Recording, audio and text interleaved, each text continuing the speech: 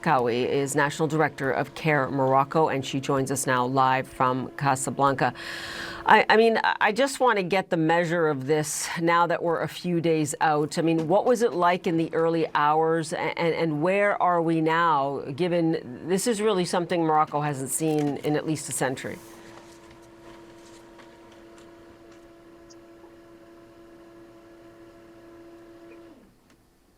Good morning. Yeah, this is Hlima speaking. The situation here is still very difficult. People are still living with fear. I have visited the villages where happened the heart of the earthquake yesterday and going back again today. People are really suffering and they left their houses because, the village that we visited, almost all houses collapsed. Those who are still half standing could collapse in a while, and everyone has left the houses and are living outside. They try to have shelters, but they are still lacking shelters. Some have, some not, and sleeping outside. Women and kids are scared especially during the night because of dogs outside, and they don't have neither the latrine for the night. So the national authorities and Moroccan army are doing their best, and they took the lead and coordinate the effort. But still, that takes time. There is so huge people still there and trying to get their own survivance. Yeah. I know you spoke to people in those remote villages today. One of the saddest things I heard was that there had been crying and screaming, and now in so many of these villages, there is just silence. How are people coping with the fact that help did not reach them, many of those villages, until, the last 24 hours, and perhaps some still haven't been reached? Mm-hmm. I met with the authorities yesterday, and actually they are all very deployed, helping people. People already got first aid. They are already being under rescue. The Moroccan authorities are doing really their best, and they are really active since the very first hour.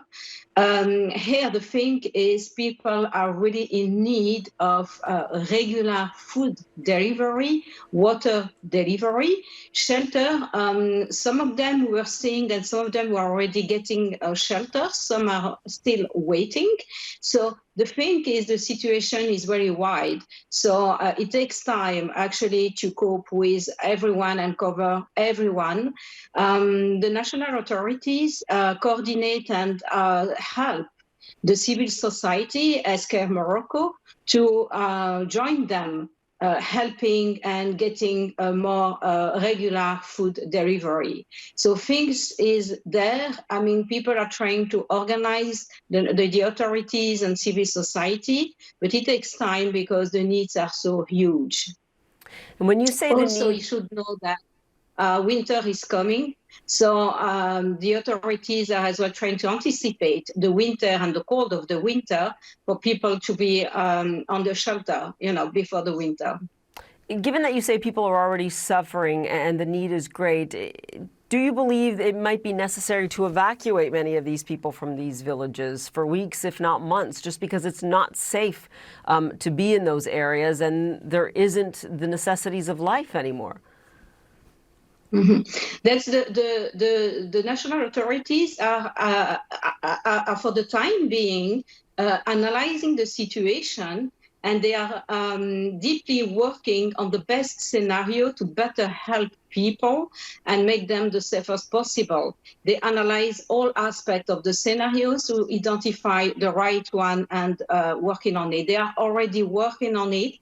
Plans are already there, and they are already going ahead with the best scenario to better support people in the most effective way and anticipating the winter. I was on the field yesterday, and I could see that. Now is a matter of us to organize ourselves, the national civil society, to get ourselves as well funding to be able to support the delivery sitting next to the authorities, helping them in delivering, according the plan. Okay, Hlima Razkaoui, with care. We will leave it there for now. Thank you so much. Thank you so much.